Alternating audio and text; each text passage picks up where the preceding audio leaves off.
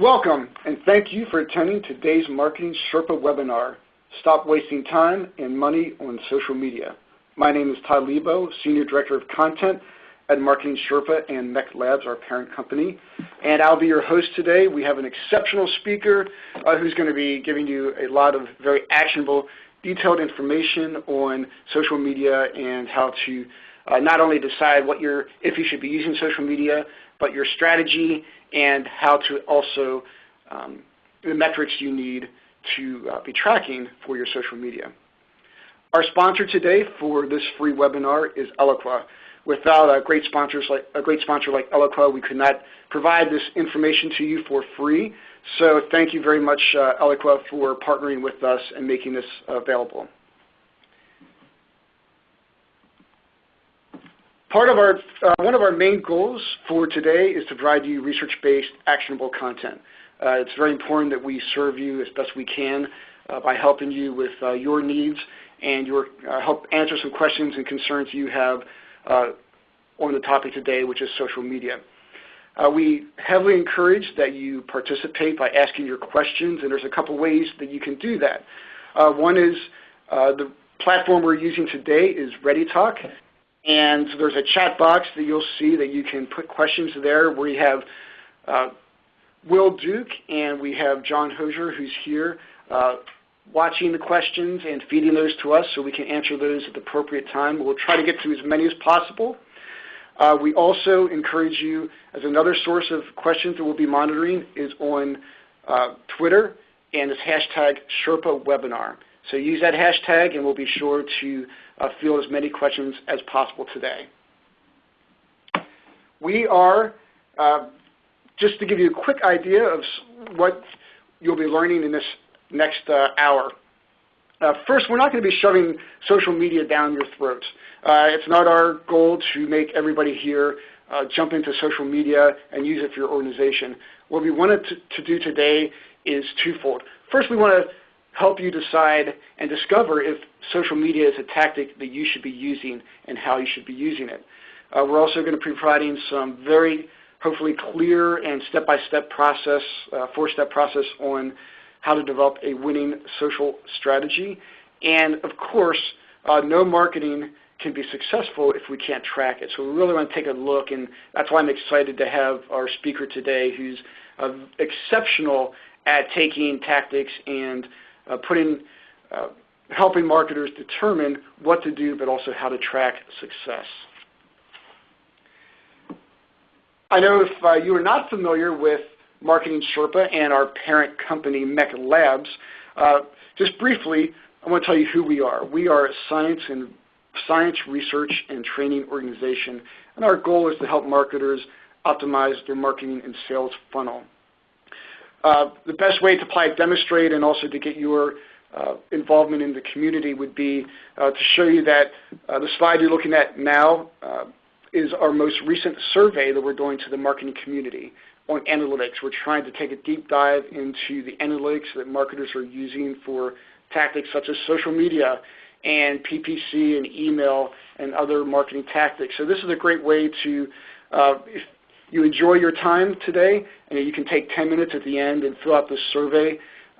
We'll be publishing this probably in January. There'll be a free executive summary and over 200 pages worth of benchmark data that you can review as a marketer.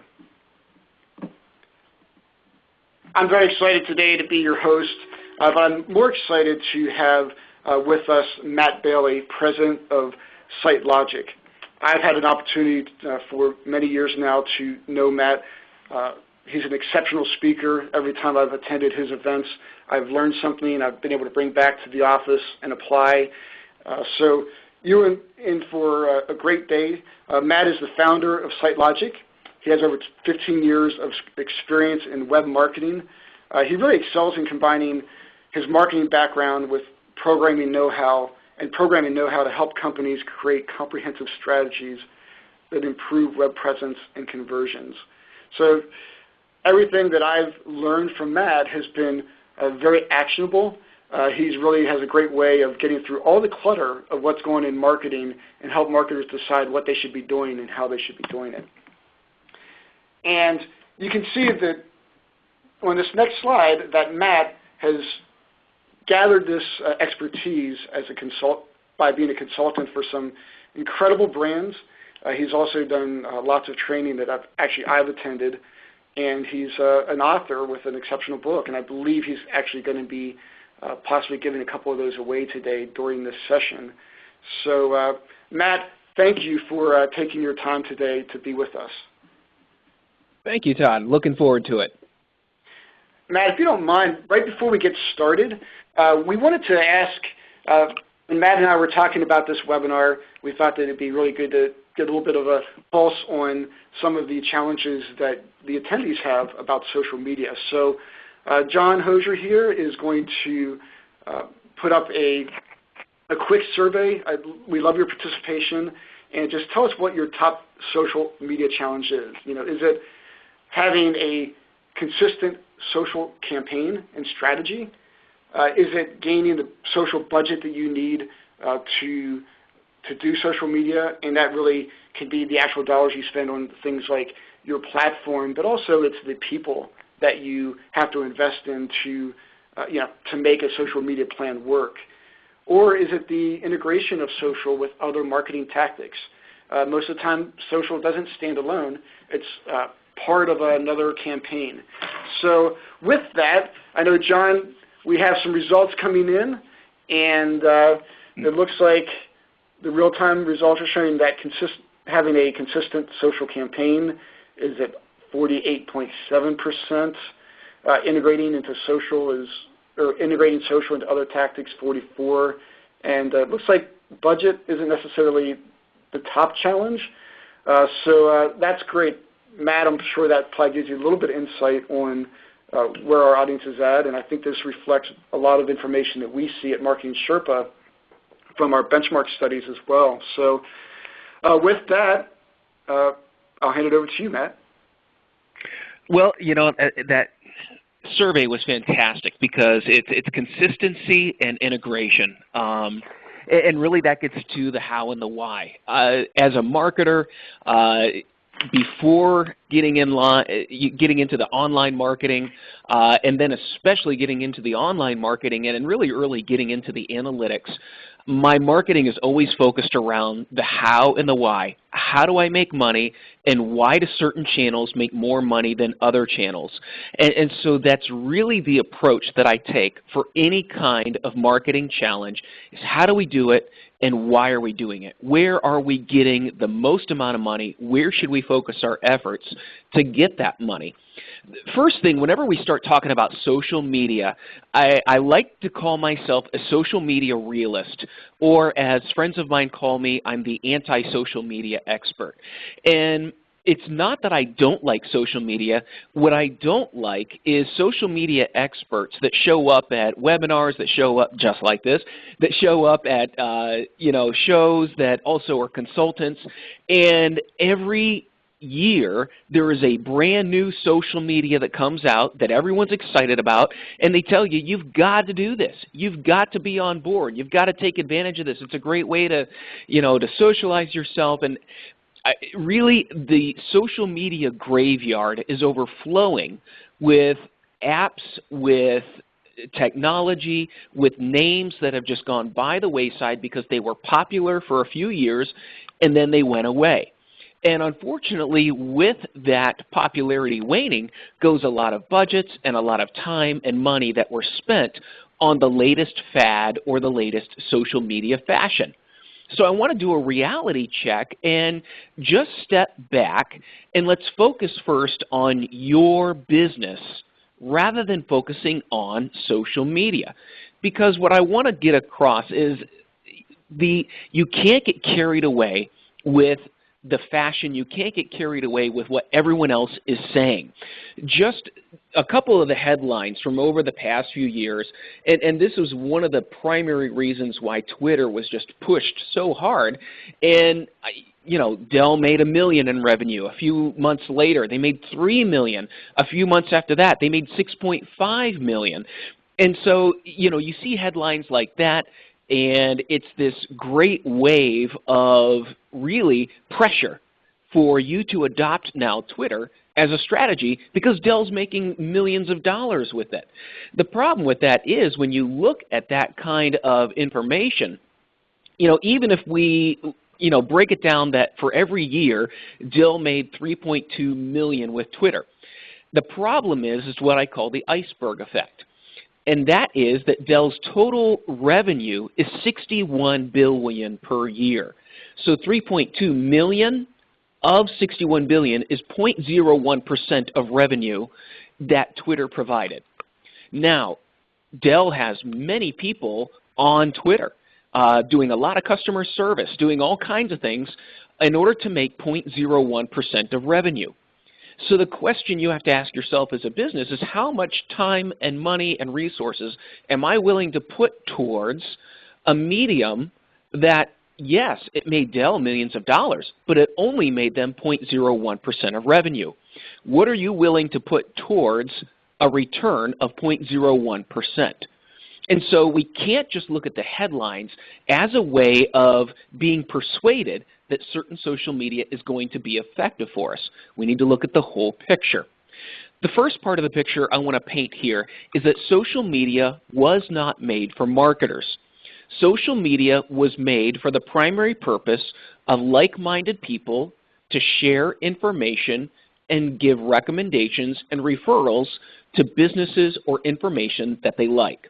That is the basis of social media, and it has always been that way. Social media even existed prior to the modern internet that we know it. Social media was online back in the days of bulletin board systems, like-minded people sharing information about a subject. Now, the only caveat to that is Google+. Google+ is the only social media that was made for this express purpose of marketing to you more effectively and learning more about the person, the organization. And that's one of the reasons why Google+ is having such a hard time growing, is because it's not organic. It was made for marketing rather than most social media like Twitter, like Facebook, and some of the others. They were made first for discussion and learning things rather than for marketing. And that's why when they go public, all of a sudden they have to start making money, and that's a difficult task. When we look at companies that have a successful social media presence, and it is a profitable presence, they have four things in common. First is they have a clear narrative of what they offer the business community.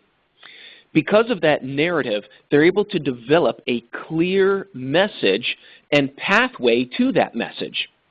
And because they have a clear pathway of delivering the message, the interaction of how they use that medium or how they use social media is very clear. And then the fourth thing, and this distinguishes the pros from the amateurs, it's the ability to plan. The more you plan, the better your campaigns are going to be.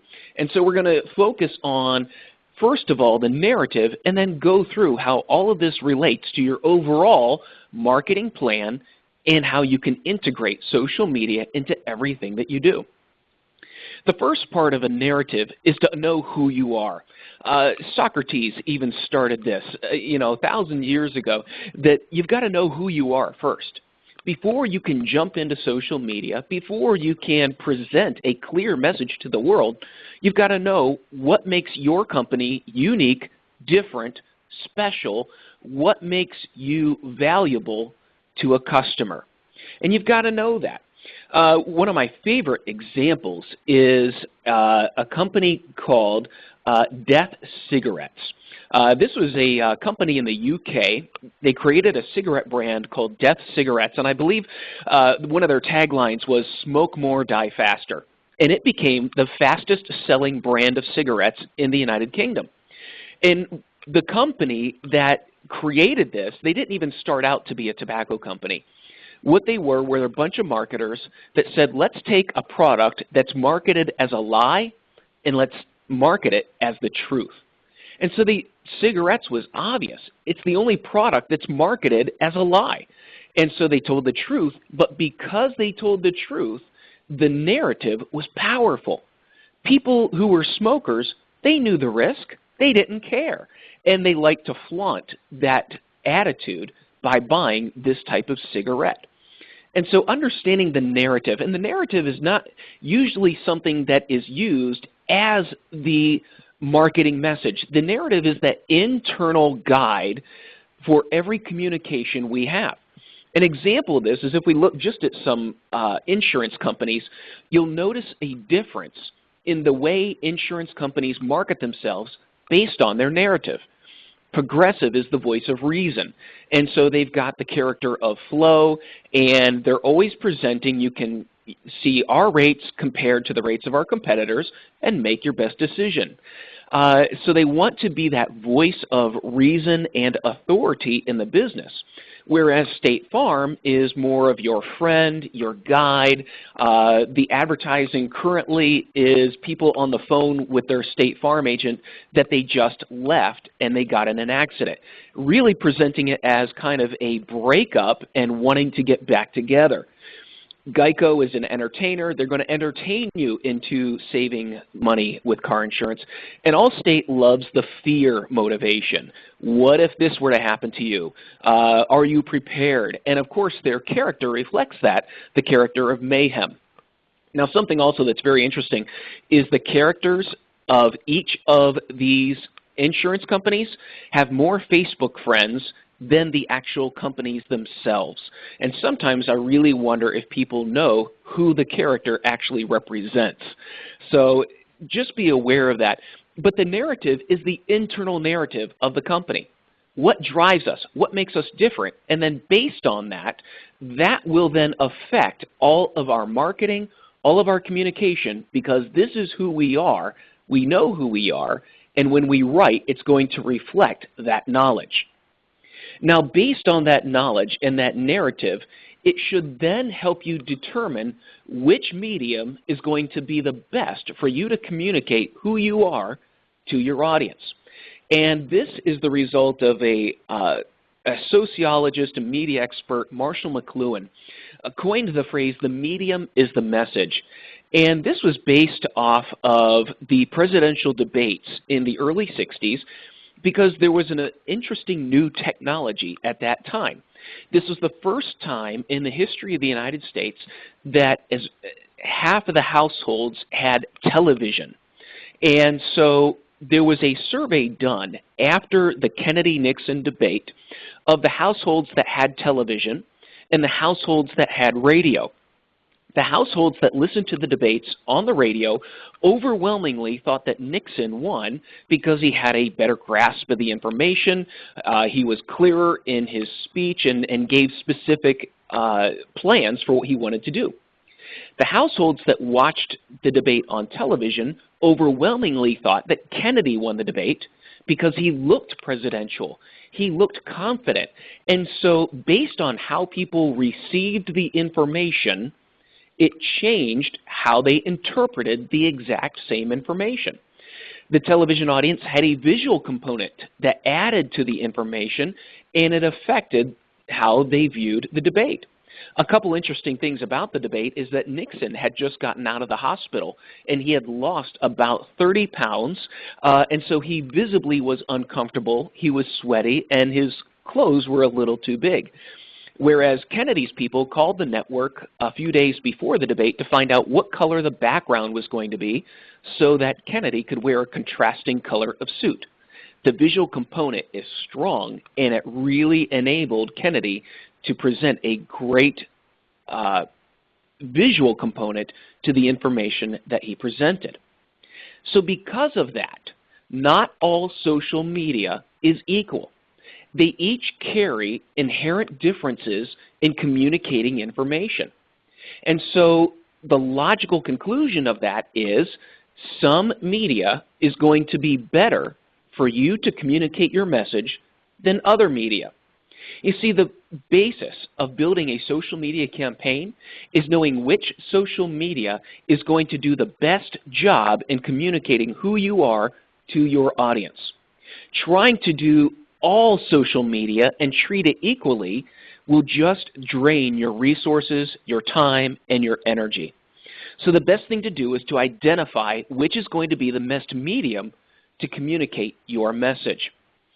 Now, I'm going to take a few minutes and very quickly go through some of the social media and also some other marketing mediums and talk about the strengths and weaknesses of each.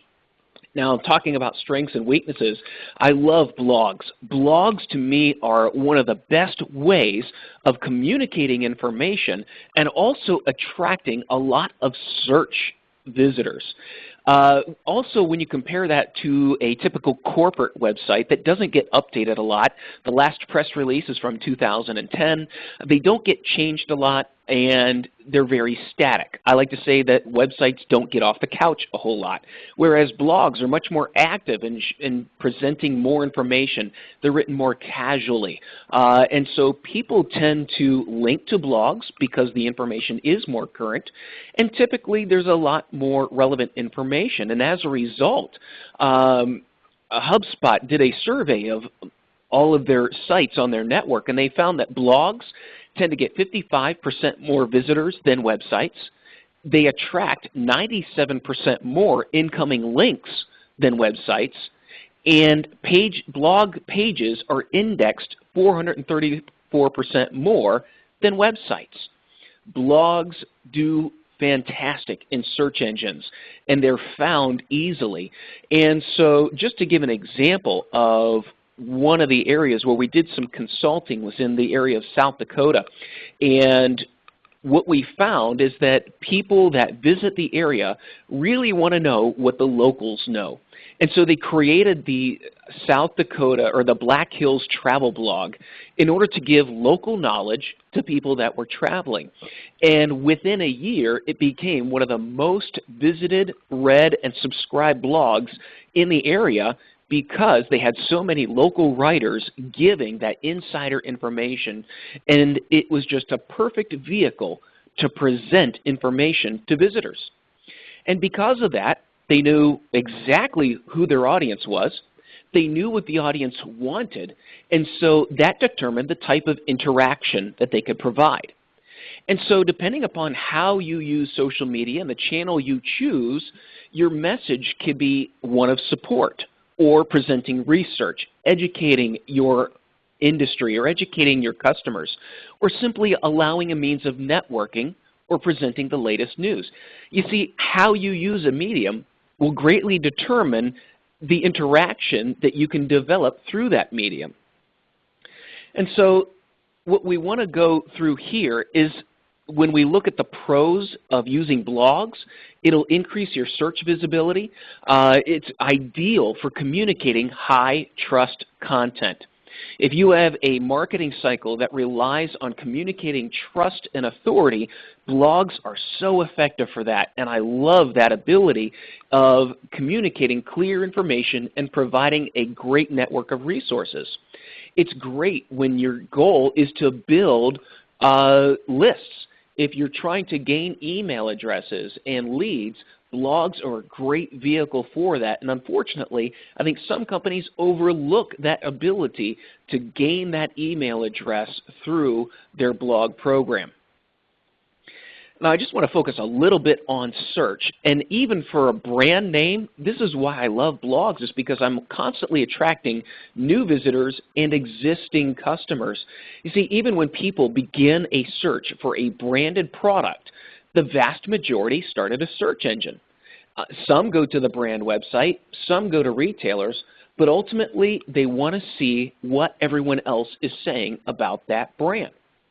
Now, a couple interesting things. ComScore and Microsoft did a study and found out that on average, when someone types a phrase into a search engine, only 1 in 4 are finding exactly what they want on the first try. Most searches require the searcher to refine their search at least once.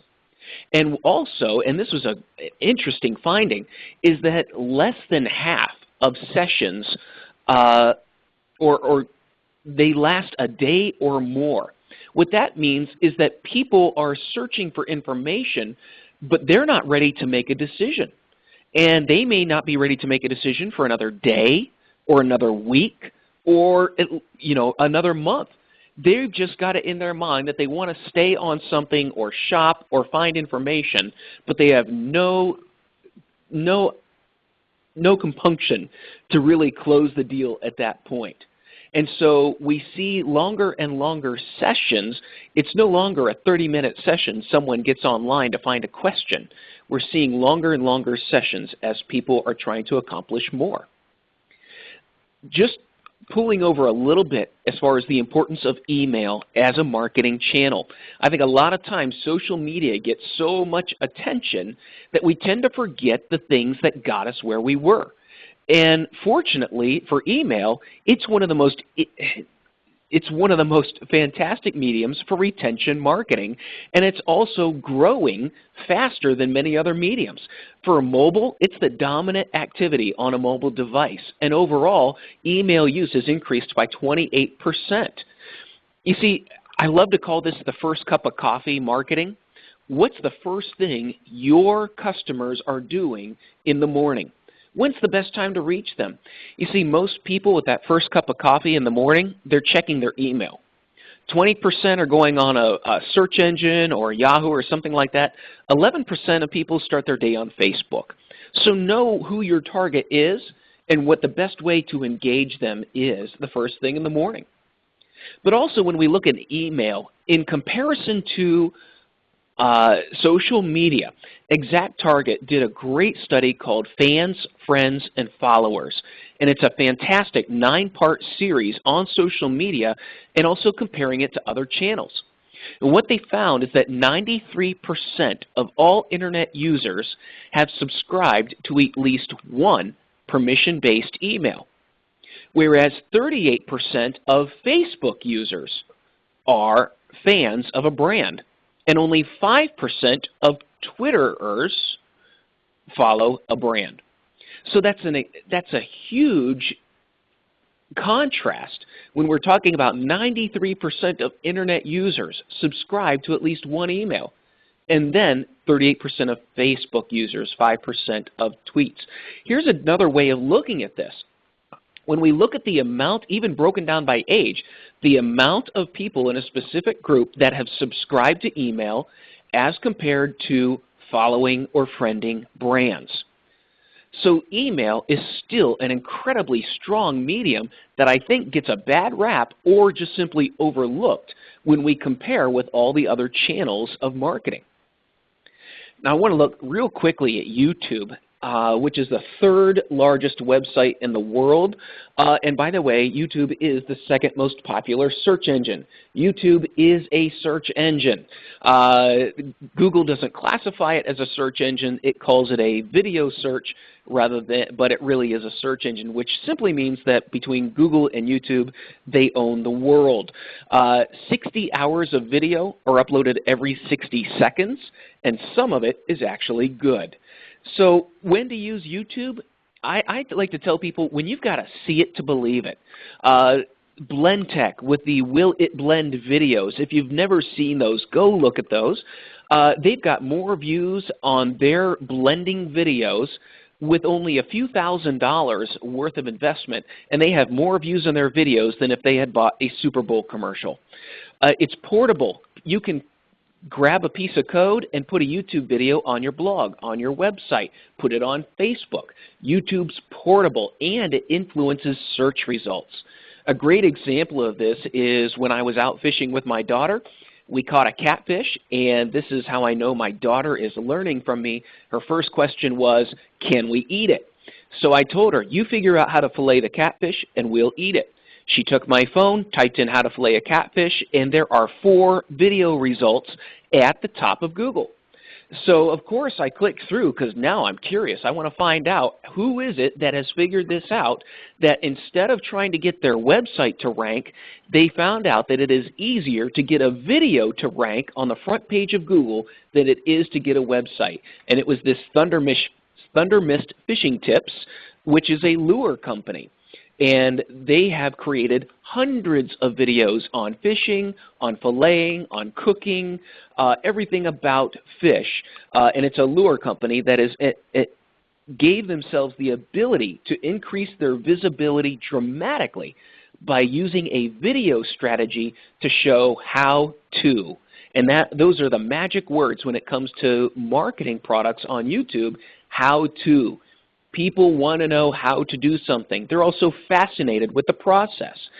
So when you combine YouTube and Google, you can influence search results with video, which get attention much more than typical text-based web pages. Just a few minutes on Pinterest. A lot of people have been asking, can I make this work for business? How do I make it work? Really, if you've got a highly visual product, and one thing I noticed, I talked to a bunch of travel agents, and I kind of pointed out to them, if you look at a destination like Cabo San Lucas, there's two types of people that are posting pictures of Cabo, people that have been there and people that want to go there. And so as a travel agent, how can you market more effectively knowing that bit of information? So it's not for everybody. You've got to know, what's your niche? How can you do that? I love Volkswagen Beetles, and I love seeing how other people have restored them because I'm restoring one too. And it might be a way to find a supplier who has the kind of parts that I need. But really, it's more fun. It's visual, but it's a way to reach a highly niched group of people. That is the key to Pinterest, is a specific, small, niche group of people, and what they do is you can pin pictures that are from your blog, your site, and the better the picture, the more other people will like it or repin it to their page. This allows you to find some networks of people. You can extend your reach, but ideally what you're doing here is you're developing content for other people to use. I can't talk about social media without talking about LinkedIn, because especially for B2B, it is one of the most powerful ways to create networks and reach people in the industry that you're targeting. Also, LinkedIn, they are international, 161 million members in over 200 countries, and this is the most affluent membership of any social media. Why? Because it's focused around jobs. It's focused around people in positions who make money, connect, and try to connect with other people. And so LinkedIn is a great way, especially if you're looking at doing some highly targeted marketing. You can go to LinkedIn and you can create ads for people within a specific industry, with a specific title, in a specific region. You can so highly target an audience on LinkedIn, and really the return on investment for a highly targeted campaign is one of the best you'll find to this wonderfully affluent membership. Now, let's pull over on Twitter and Facebook for a little bit and talk about them. When people were asked why they are on Twitter, what are the three main reasons they're on Twitter? It was celebrities, news, and brands. That's what people wanted from Twitter. They wanted immediate news, and they also want free stuff. Because when asked, why are you following brands, the four reasons: they want to give feedback, which I thought was interesting. Not get feedback, they want to give feedback to the brand about how they could do things better. They want to provide ideas, and they also want information and free stuff. And I thought that was interesting, because what this tells me is that people on Twitter essentially want to be consultants to the brand and get free stuff in return. They want to tell a brand what they should be doing better, and in return be thanked by discounts, freebies, and information. So it really seems like kind of a one-way street with Twitter. And so be aware that you've got a lot of early adopters, and sometimes you can make a lot of noise on Twitter, but outside of Twitter, very few people know what's going on. When asked, why are you fanning or following a brand, the number one reason by far was incentives, free stuff, discounts, and really only 20% of respondents said I'm fanning or following a brand so that they can market to me more effectively. Very few people equate friending or following a brand with marketing. Instead, they're looking for free things. Now, I do love Twitter from the standpoint of it is the most effective way to get a message out very quickly, and it's got that immediate time element. A company called Minionville in New York is a financial publisher. And one of the things they saw, and this was one of their workflows that they've got in there, is first thing in the morning, they are looking to see on Google Trends what companies are trending. And what they saw one day is that Dresser Incorporated was a takeover target by GE. So immediately, Dresser Incorporated was getting a lot of searches on Google prior to the market opening up. And so what they did was they got an article on the blog within an hour and then started tweeting links to the blog, and they've got a great follower network, and their followers were retweeting the tweet with the link to the blog. By the time the markets opened at around 9 a.m., whenever you searched for the brand, because the blog and Twitter pointing people back to the blog, Minionville ranked on the front page for the brand of this company that same day, and they got an immediate spike in visitors for people looking specifically for information about that. This is the power of Twitter, is that it's immediate, it's time sensitive, and the key is in utilizing your followers to push your message in that immediacy. See, if a conversation happens on Twitter and you're not part of it, the next time you log into Twitter, you may never know it happens. So Twitter relies on people to be on Twitter right now using it. If you don't have an immediate component to your business, Twitter may not be the most ideal medium for your message. Twitter is ideal for things that are immediate right now and need that immediate contact back and forth. That's why Dell uses it for customer service. Twitter's full of early adopters that have the newest and best things, and they want immediate attention when their computer breaks. So of course, it was perfect for Dell to use it that way. Now when we look at Facebook, the reason why people use Facebook is they want to find old boyfriends and girlfriends from high school, they want to show the world who they think they are, and they want to play Farmville. Those are the three reasons that people use Facebook. Essentially, it's a stalking tool. Most people are using Facebook simply because they want to present, world, this is who I am, and they want to connect with old friends. And so as a result, Facebook is a perfect discussion medium. It's a personality medium.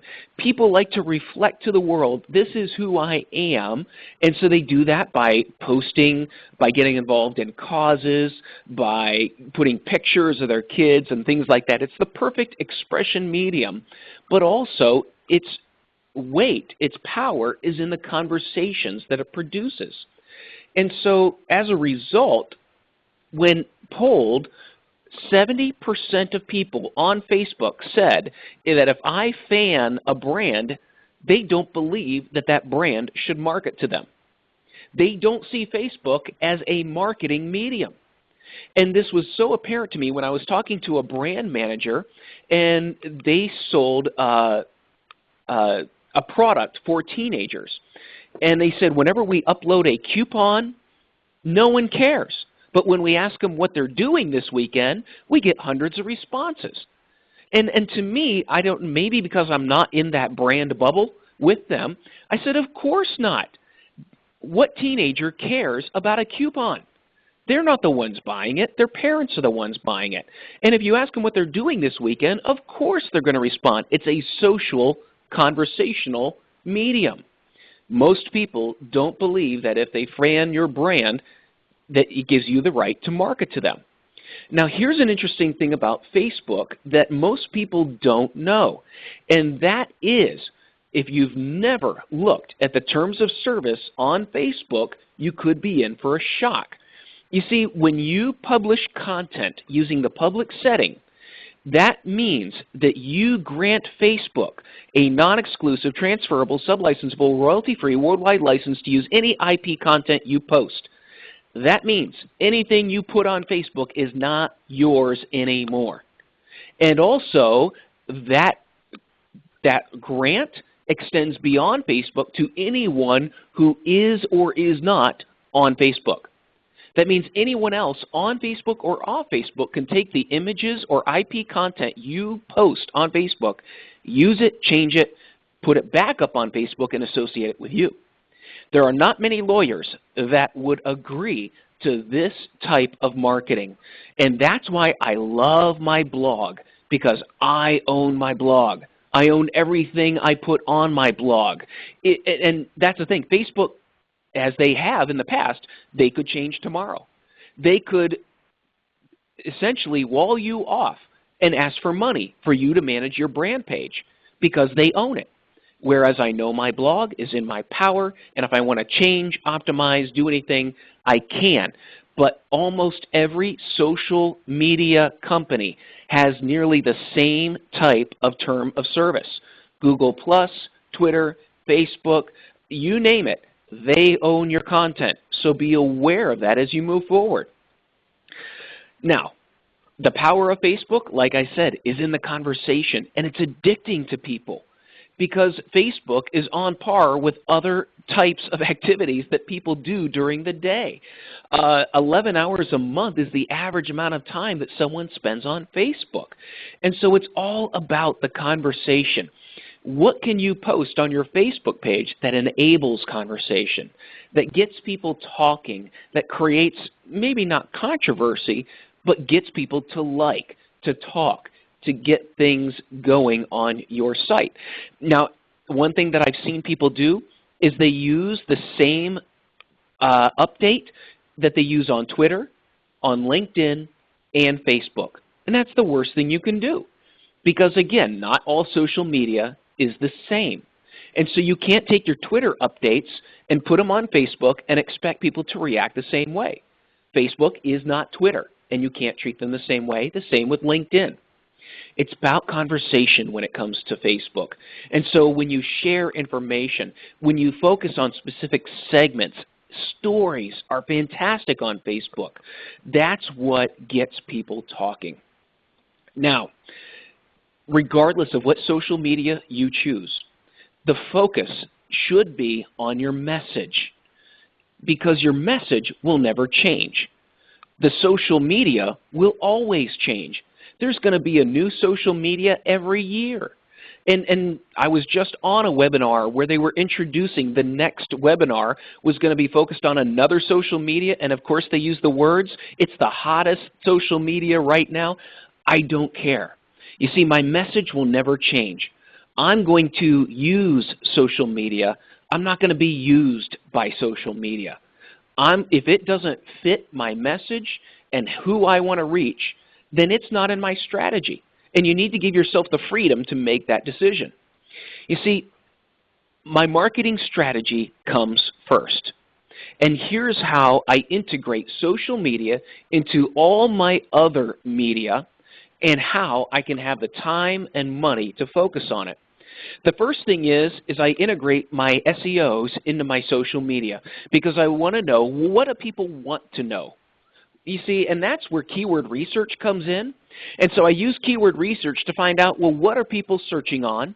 What are the topics they're searching on? What words do they associate, with my product, with my service, whatever? And so I want to get my arms around all the different subjects, all the different things that people want to know about. And then I start my list of information that I can write about, information that I can create, whether it's video, articles, updates, conversation. What type of information do people want to know about? Then the important thing is knowing, when do they want to read about it? You see, just because a keyword has a high search volume doesn't mean that it's going to be high all year long. There are trends that you need to be aware of. And so when we build our content plan, we start long term, because we want to know, when are people searching for this information?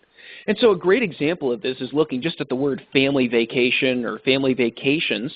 And what we see is that the trend starts in January and ends in June. And it's predictable. It's repeatable, because we'll usually look at the past 3 to 5 years and look to see where the trend is. So that tells me if I want to rank for that term, I need to start building information about 2 or 3 months ahead of time. Because not only do I need to get that information on my blog or on my site, I need to generate links to my blog or to my website. And the best way to generate links is by getting it on social media, spreading it out so that people can read it and link back. So I want to see when are people looking for the information for certain words and certain concepts. And I can start building out a plan of when certain concepts or when certain topics are more popular than others. And so build out a chart by date, by month, of when people want certain information. And so, like I said, just because beach vacation is searched on more than everything else doesn't mean that it's always going to be searched on. There are dramatic shifts, and many terms are popular at certain times of the year that they aren't on others. The next is a daily content plan. You see, if you've got news that is daily, like the example that I gave for Twitter, make sure that you enable a part of your day to look and see on Google Trends what's trending, what can you use, how can you take certain words and apply that, certain concepts. I love to talk about the day that Steve Jobs died, everyone wrote an article about Steve Jobs. Why? Because everyone wanted traffic for the phrase Steve Jobs. And so you can look at that and see what's trending, what's popular, and if you can bridge that topic into your business, it's a great way of getting people that day. The final step is understanding what's annual. And for that, I like to go to a site called Holidays for Every Day. And in that, you can find out, well, this is this month, this is coffee month, this is grapefruit month, this is wild bird month. And it'll also give you, I think there's on average about 10 events every day of every year, like National Talk Like a Pirate Day, National Jalapeno Pepper Day.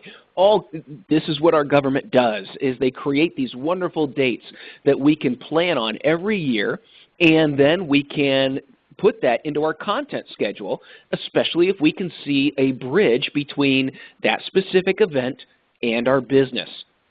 And so you take all of that information and you put it on a publishing schedule, because believe it or not, we're all publishers. That's what the search engines have created when they reward fresh, unique, developed content. We're all publishers. And how a publisher thinks is they introduce the content ahead of the trend. This is why you get magazines that say December on them. You get them in October, because they're introducing the concept. They're developing the concept during the trend, and once the trend's over, they close it and move to the next one. And so once we understand when people are searching for certain topics, we can then begin to plan on when do we introduce it, how do we develop it, and then let's close it down. I love to introduce things using, putting it out on the blog. That's the way I first introduce it. But then based on the content, I'll make a decision on, is this something that I should put on Facebook? Is it a conversation starter? Is this something that maybe I should target, maybe a guest blog? Is this something that I should market to a magazine or a newspaper? What are my options with this topic that makes sense for the different media? And again, you can't treat them all the same. You can't treat your topics all the same. Some topics are going to be more suited for a Twitter, especially if it's an immediate topic that you have received that day and you see it's trending. Then Twitter is going to be one of the best ways to push that content. If it's long-term, you want to begin a conversation, you want to spread it, then you might want to use some of the social news like Reddit or Dig or some of those to, especially if it's an attractive bit of content with a great headline. It's a great way to get some legs on that. So determine which media is going to be the best to develop the article that people are going to be looking for, whether it's next week, next month, or next quarter. And then once the trend is at its peak and starting to slow down, close it off. I find Facebook a great way to close things because you can ask people, what did you do? upload pictures of your vacation, things like that that will help close the content and enable you to learn from what you did. This is just a basic spreadsheet that we use as a starter to figure out what type of content we're going to write, when that date is, when the content is going to go live, where it's going to go live, how it's going to be introduced, what medium is going to develop it, and then what medium is going to close it. That's just a quick way of starting to develop, and of course you can add much more information to this because now you're using your SEO to look for keywords of which content we should be writing about. You're also using your SEO to figure out when you're writing about it. You can also bring in any analysts so that they know what to measure and when, and where to develop segments based on the content, based on where people came from, and you can then start to measure the effectiveness of each one of your distribution channels because of how you pushed the content and knowing which content was pushed that way. So at this point, looks like I'm going to turn it over to Todd for a quick commercial. And Todd, on you. You know, we're coming into our final 10 minutes. We have a lot of questions. And again, I wanted to thank Eloqua and for their sponsorship for this event. But I had a couple questions here I wanted to ask that we had from our attendees. This one here, Matt, kind of goes toward the content. Agatha was asking how often should blogs, status updates, and tweets be updated? And so there's probably like the updating, but then also probably, you know, do you have any guidance on frequency of content? You know, again, that's based on your business. It's based on your message. You know, you know, for certain companies, especially if you want to stay in front of people, you know, I know for one of the projects I'm developing, we've got to blog 3 or 4 times a week because we've got to stay in front. We've got to show that we're up on current events and changes because of the search industry. Whereas others, there's not a lot of change, and so there's not a lot of updates. It's really based on your business and how you are marketing yourself. You'll get a feel for how often you can do that. And again, it's content driven as well. If you're not bringing strong content, you're not going to get a strong response to it. So unfortunately, I can't say the same thing for everybody because it's not true. And so you've got to just figure out what is going to be best for your message, your business, and that will help you determine as you see responses or leads come in based on what you're doing. I would say our research shows that maybe the better question or the recommendation we provide a lot of times is having, like you said, a plan and some consistency in how you do your content. So whether it's 1 or 2 blogs posts per week, having that regular cadence can be very helpful. Yeah, consistency I would say is more important than frequency.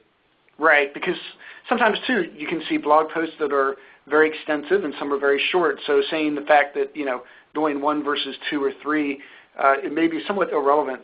It might be more of like the type, also the style and the tone you have as well. Also, before we go to the end, I just wanted to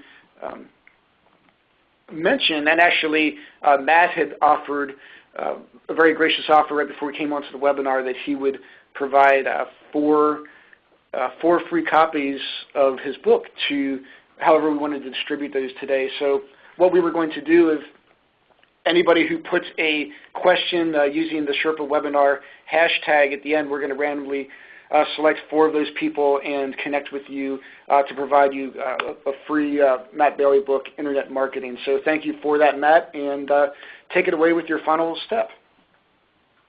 All right. The final step is simply measuring and modeling. What do you think is going to happen? And that's where we force companies into predicting based on the content, based on what they want to accomplish, what could happen. This is a great example we saw with when we were working with the South Dakota Department of Tourism. We created over 40 visitor segments from the websites that people use to book travel to South Dakota. And just one of those 40 segments focused on the search term map. And it showed us that people, of a 2-week period, we got at the high point of the season, 14,000 people had searched for the word map on this website, but only 67 converted. And what we found was even worse than that, only 5% of those 14,000 people entered at the right page. And so what we saw, there was a structural problem, there was a navigation problem, and so this is why this is beyond just social media. It's everything. You're talking about the business of online marketing, of which social media is a component. So we pulled back. What do people want to see? Focused around maps in this region, what were the words people were using? We wanted to understand what phrases are they looking for, what cities, what concepts. So we got a sense of what people were looking for.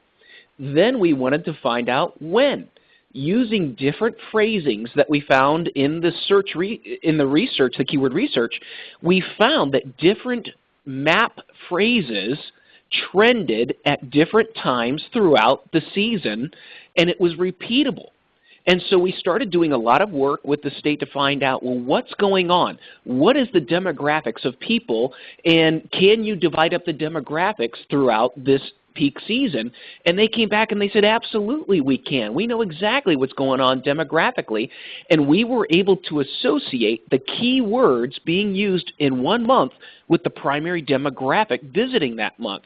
And this changed everything because we learned that families are the primary demographic in June. And so we could associate the key words that were being searched on in June to that demographic.